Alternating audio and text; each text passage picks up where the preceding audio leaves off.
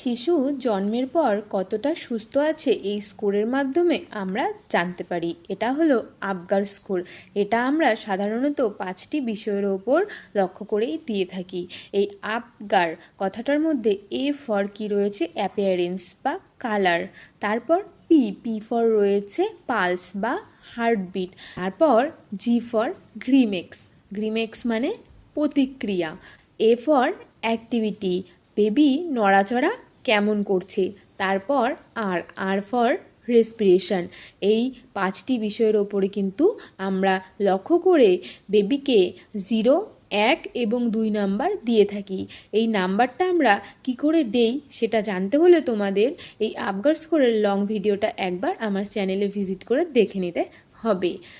আবগার স্কোরে মোট স্কোর থাকছে 10। এই 10-এর মধ্যে যখন আমরা 7 থেকে 10-এর মধ্যে আবগার স্কোর পাবো তখন আমরা দেখব বেবি একদম সুস্থ রয়েছে। আর যখন 5 এবং 6 থাকবে তখন আমাদের বুঝতে হবে বেবির মনিটরিংয়ের দরকার রয়েছে। এবং 4-এর থেকে কম থাকলে কি করবে, তৎক্ষণাৎ বেবির চিকিৎসার প্রয়োজন, সেটা কিন্তু আমাদের দেখতে হবে। এই ছিল টোটাল আবগার স্কোর। এরকম ইনফরমেটিভ ভিডিওর জন্য চ্যানেলটি সাবস্ক্রাইব করে রাখো। টাটা।